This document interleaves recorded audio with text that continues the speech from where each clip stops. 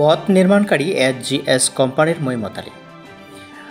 দুৰ্নীতি অনিমৰে পথ নিৰ্মাণক লৈ খৰগস্ত ৰাইজ দুৰ্নীতিমুক্ত চৰকাৰৰ দুৰ্নীতিৰ অবাধ ৰাজত্ব চৰকাৰী ধন লুণ্ঠন কৰা আজিৰ দিনত হৈ পৰিল নিত্যনৈমিত্তিক এটি ঘটনা দুৰ্নীতিৰ ধন ঘটাৰ যেন হৈ পৰিল এক অঘোষিত প্ৰতিযোগিতা চৰকাৰী বিয়াগম বিভাগ হ'ল লোক নিৰ্মাণ বিভাগ এই বিভাগটোতেই দুৰ্নীতি বিষয়ক লৈ সঘনাই চৰ্চাত পৰা পৰিলক্ষিত হয় একে ঘটনাই বাতৰিৰ শিৰোনাম দখল কৰিবলৈ সক্ষম হ'ল পথ নিৰ্মাণকাৰী এজিএছ নামৰ কোম্পানী এই কোম্পানীটোৱে বিশ্বনাথৰ পাভৈ আৰু খাকমথা সংযোগী পথটি পকীকৰণৰ বাবে লাভ কৰিছিল ঠিকা যদিও পথটি আৰম্ভণিৰে পৰা নিৰ্মাণত সংঘটিত কৰি আহিছিল ব্যাপক অনিয়ম অতি নিম্নমানৰ কাম কৰি আহিছিল কোম্পানীটোৱে বিষয়টোৰ সন্দৰ্ভত একাধিকবাৰ জনোৱা সত্ত্বেও গ্ৰেপ কৰা নাছিল এজিএছ কোম্পানীৰ বিষয়ববীয়া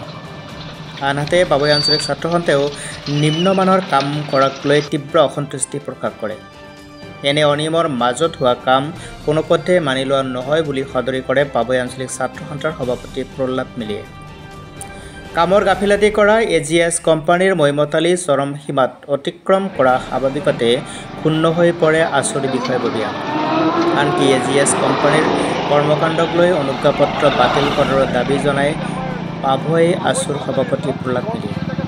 ইফালে বিষয়টি সন্দৰ্ভত বিশ্বনাথ জিলা আয়ুক্তগৰাকীলৈ পাভৈ আছুৰ বিষয়ববীয়া আৰু সদৌ অসম কোচ ৰাজবংশী ছাত্ৰ সন্থাৰ জিলা বিষয়ববীয়াৰে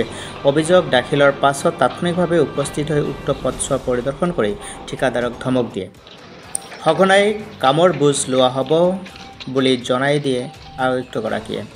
বিশ্বনাথৰ পৰা ৰমেশ চন্দ্ৰ চৰণৰ ৰিপৰ্ট JNKD নিউজ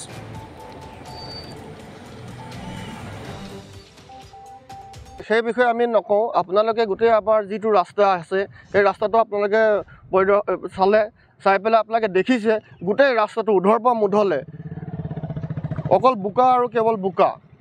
চাওক আমাৰ ল'ৰা ছোৱালী এইফালে 4খনকৈ স্কুলৰ ল'ৰা ছোৱালী আহে প্ৰত্যেকজন ল'ৰা ছোৱালীয়ে খোজকাঢ়ি আহে কোনোবা আহে যদি চাইকেলত আহে আমাৰ ইয়াত এইটো অঞ্চলৰ কোনো ল'ৰা ছোৱালীয়ে গাড়ী বা মটৰত বা বাইকত কোনো ল'ৰা ছোৱালী আমাৰ ইয়াত স্কুললৈ নাহে সেই স্কুললৈ অহা ল'ৰা ছোৱালীখিনি আপোনালোকে দেখিছে যে গোটেই ল'ৰা ছোৱালীখিনি বোকাৰে লুতুৰি পুতুৰি হৈ পেলাই ঘৰলৈ যায় আৰু এই বোকাৰে লুতুৰি পুতুৰি হৈ পেলাই ঘৰলৈ যোৱাৰ পাছত তেখেতসকলে ঘৰত গৈ পেলাই কান্দেগৈ যে মা মই স্কুল নাযাওঁ আজি 2025 চনত এইটো হ'ব লাগে নেকি 2025 চনত বোকাৰ কাৰণে ল'ৰা ছোৱালীয়ে স্কুল নাযাওঁ বুলি আজি বুলি নহয় কালি বুলি নহয় প্ৰত্যেক দিনাখনে ল'ৰা ছোৱালীসকলে স্কুলত ঘৰত গৈ পেলাই কয় কি মা স্কুল নাযাওঁ চাওক যাৰ কাৰণে আমাৰ এই 4খন স্কুলৰ ল'ৰা ছোৱালীৰ উপস্থিতিৰ সংখ্যা একেবাৰে কমি গৈছে সেই কথাটো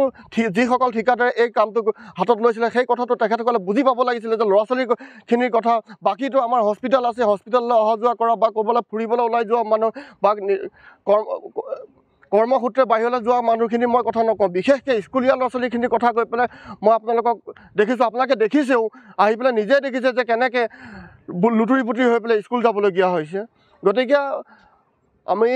আপোনালোকৰ জৰিয়তে আমি মুখ্যমন্ত্ৰী মহোদয়ক অনুৰোধ জনাম যাতে তেখেতে হস্তক্ষেপ কৰি পেলাই অতি সোনকালে এই ৰাস্তাৰ কাম মেৰামতিৰ কাম পুনৰ আৰম্ভ কৰি দিয়ে কিমানখন গাঁও ইয়াৰ লগত জড়িত আছে ইয়াত প্ৰায় 6-7-8খন গাঁও মানুহ আপোনালোকে একদম সদায় ব্যস্ত পথ এটা সদায় অহা যোৱা কৰে স্কুল যাবৰ সময়ততো চবতকৈ বেছি ভিৰ হয় এই ৰাস্তাটোত আপোনালোকে দেখিছেই যে ইয়াৰ আগতে যি এই এজিএছ নামৰ কোম্পানীয়ে ইমান নিম্ন স্তৰৰ কাম কাৰ্বি ব্লকত কৰাৰ পিছতো ইয়াত দুটাকৈ ঠিকা তেওঁলোকে পাবলৈ সক্ষম হৈছে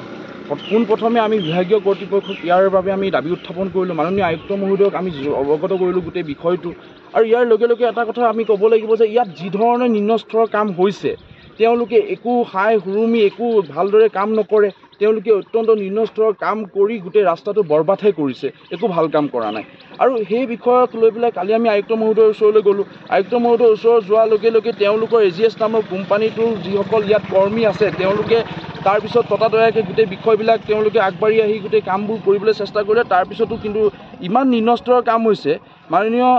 এটা কথা ইয়াৰ পৰা আমি ক'ব লাগিব যে এজিএছ নামৰ কোম্পানীটোৰ যি অনুজ্ঞাপত্ৰ সেই অনুজ্ঞাপত্ৰৰ ওপৰত আমাৰ প্ৰশ্ন উত্থাপন হৈছে আৰু অনতিপলমে যাতে তেওঁলোকৰ অনুজ্ঞাপত্ৰখন যাতে বাতিল কৰিব লাগে। চৰকাৰক আমি দাবী উত্থাপন কৰিছোঁ তেওঁলোকৰ অনুজ্ঞাপত্ৰখন বাতিল কৰিব লাগে। আৰু কেৱল এই ৰাস্তাটোৱে নহয়, তেওঁলোকে দুটা ৰাস্তা পাইছে। এটা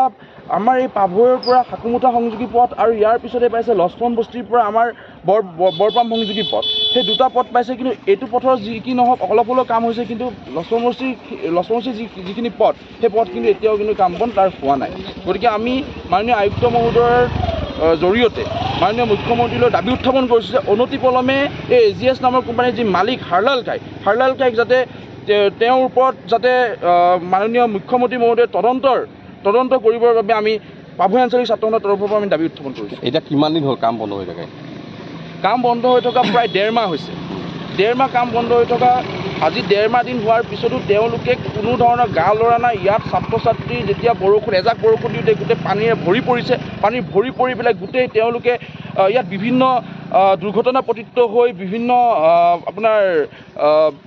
জখম পাবলৈ সক্ষম হৈছে, মানুহৰ মৃত্যুও হৈছে, একাংশৰ মৃত্যুও হৈছে। তাৰপিছত এনেকুৱা ধৰণৰ কাম তেওঁলোকে কৰি পিনি গোটেই সাংঘাতিকভাৱে তেওঁলোকে কিন্তু গোটেই ৰাস্তাটো বৰবাদ কৰিছে। কিমান দিনৰ পৰা আৰম্ভ হৈছিলে কাম আজি তেওঁলোকে এবছৰমান হ'ল। 2024 হয়, এবছৰমান হৈছে। তেওঁলোকে এবছৰমান কৰি থকাৰ পিছতো তেওঁলোকৰ এই গোটেই বিষয়টো সেই ধৰণে চলি আছে। কিমান টকা? ধন্যবাদ জনাইছোঁ। এয়া মোৰ